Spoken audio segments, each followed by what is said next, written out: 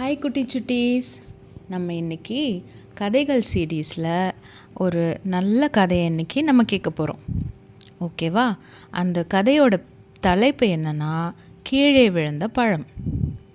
இந்த கதை எதை பற்றி என்ன சொல்ல வராங்க அப்படிங்கிறதெல்லாம் கடைசியில் நான் சொல்கிறேன். இப்போ நம்ம நேராக கதைக்குள்ளே போகலாம். சரியா? ஒரு நாள் ஒரு அழகான ஒரு காட்டுக்குள்ளே ஒரு அழகான முயல், வெள்ளை வெள்ளையன்னு நல்ல குண்டு குண்டுன்னு அழகாக ஒரு முயல் இருந்துச்சான். அந்த முயல் ஒரு பெர்ரி மரத்துக்கு அடியில் தூங்கிட்டு இருந்துச்சான். பெர்ரி மரம்னா எப்படி இருக்கும் தெரியும்ல? பெர்ரி அந்த ஃப்ரூட்டெல்லாம் இருக்கும் பார்த்திங்களா? அந்த மரத்து நிழலில் தூங்கிட்டு இருந்துச்சான் நிம்மதியாக. அப்போ திடீர்னு அந்த முயலுக்கு ஒரு பலத்த சத்தம் கேட்டுச்சான். ஐயோ, என்னடா இது சத்தம் கேட்குதுன்னு சொல்லி அது முழிச்சு பார்த்தபோது அதுக்கு பயம் வந்துருச்சான். அது நடுங்கிட்டே என்ன பண்ணியிருக்கு, ஐயோ இந்த பூமியே பிளந்துருச்சு, ரெண்டாக பிளந்துருச்சு, நம்ம இந்த காட்டை விட்டே ஓடிடுவோம் அப்படின்ட்டு அது வேகமாக ஓட ஆரம்பிச்சுதான். அது ஓடும்போது என்ன பண்ணுச்சு, எதிரில் வர மிருகங்கள் எல்லாத்துக்கிட்டேயும் அது எச்சரிச்சு தான். ஐயோ டேய் ஃப்ரெண்டு, டேய் நண்பா, இந்த இடத்த விட்டே உடனே ஓடுங்கடா, இந்த பூமியை ரெண்டாக பிளந்துருச்சுடா அப்படின்னு அது பயத்தில் அப்படி சொல்லவும் அந்த மிருகங்களும் ரொம்ப பயந்துட்டு, அப்படியாடா, சரி வாடா நம்ம எல்லாம் ஓடலான்னு சொல்லி எல்லாம் அங்கே இருக்கிற மிருகங்கள் எல்லாம் ஓட ஆரம்பிச்சுதான். இப்படி ஓடிட்டு இருக்கும்போது ஒரு இடத்துல நம்ம காட்டோட சிங்கம் இருக்காரே, ராஜா, காட்டு ராஜா சிங்கம், அவர் உரத்த கர்ஜனையாக கேட்டார் அந்த விலங்குகளை பார்த்து.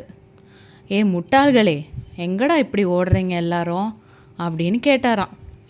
அப்போது அந்த விலங்குகள் எல்லாம் பார்த்துட்டு ஒன்று பார்த்துட்டு முழிச்சுக்கிட்டே நின்றுட்டு இருந்ததான். ஐயோ, ராஜா கேட்குறாரு, என்ன சொல்கிறதுன்னு தெரியலையே அப்படின்னு சொல்லி. அப்போது அந்த முயல் முன்னாடி வந்து, தலைவரே, நாங்கள் ஒரு பெர்ரி மரத்தில் படுத்து தூங்கிட்டு இருந்தேன். அப்போ திடீர்னு பயங்கர சத்தம் கேட்டுச்சு. என்னடான்னு எழுந்திரிச்சு பார்த்தா பூமியே பிளக்கிற மாதிரி இருந்துச்சு, அவ்வளோ சத்தம் கேட்டுச்சு, நாங்கள்லாம் ஓடி வந்துட்ருக்கோம் தலைவரே அப்படின்னு சொல்லிச்சான். இதை கேட்டோன்னே அந்த சிங்கத்துக்கு ஒரே சிரிப்பு வந்துருச்சான். சரி சரி, நீ அந்த இடத்த எனக்கு காட்டு அப்படின்னு சொல்லி கூட்டிகிட்டு போச்சான் முயல்.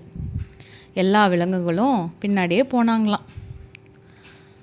அப்போது அந்த சிங்கம் அந்த மரத்தை சுற்றி பார்த்தபோது அந்த பெர்ரி மரம் இருக்கு இல்லையா, அந்த பெர்ரி மரத்தில் இருக்கிற பழம் எல்லாம் ரொம்ப பெரிய பெரிய பழமாக இருந்ததுதான். காற்றடிக்கிற வேகத்தில் எல்லா பழமும் விழுந்திருக்கு கீழே. அந்த சத்தத்தை எல்லாம் கேட்டு தான் இந்த முயல் வந்து பயந்துருக்கு அப்படின்னு சொல்லி சிங்கத்துக்கு புரிஞ்சிருச்சு. இந்த செய்தியை மற்ற விலங்குகளுக்கும் சொல்லிட்டு அந்த இடத்துல இருந்து சிங்கம் கிளம்பி போயிடுச்சு. நீங்கள்லாம் ஒரே முட்டாள்களாக இருக்கீங்கடா, இந்த சத்தத்தை கேட்டுட்டு பூமியே பிளந்துருச்சுன்னு சொல்லிட்டு இருக்கீங்க அப்படின்னு சிரிச்சிட்டு போயிடுச்சான். அப்போது இந்த மற்ற விலங்குகள்லாம் இருக்கு இல்லையா, அதெல்லாம் முயலை பார்த்துட்டு, நீ சொன்னதெல்லாம் நாங்கள் கண்மூடித்தனமாக நம்பி உன் பின்னாடி ஓடி வந்தோம் பாரு அப்படின்னு அதுகெல்லாம் வெட்கப்பட்டு தலை குனிஞ்சிட்டே போயிடுச்சான். அப்புறம் முயலுக்கும் என்ன பண்ணுறதுன்னு தெரியல. ஐயையோ, நம்மளும் இப்படி ஏமாந்து மற்றவங்களையும் ஏமாற வச்சிட்டோன்னு அதுக்கும் தலைகுனிவாயிருச்சான். அவ்வளோதான் குட்டி இந்த கதை மூலமாக உங்களுக்கு என்ன புரிஞ்சுது? முயல் தவறாக ஏதோ ஒரு விஷயத்த புரிஞ்சுக்கிச்சு. அதையெல்லாம் நம்பிட்டு அந்த விஷயம் உண்மைதான்னு நம்பிட்டு மற்ற விலங்குகளும் முயல் சொன்னது கரெக்டு தான் நம்பி அதையும் ஃபாலோ பண்ணி போச்சு. அப்போது காரணம் இல்லாமல் சரியாக எது உண்மை எது தப்புன்னு தெரியாமல் யாரையும் நம்ம பின்பற்றக்கூடாது.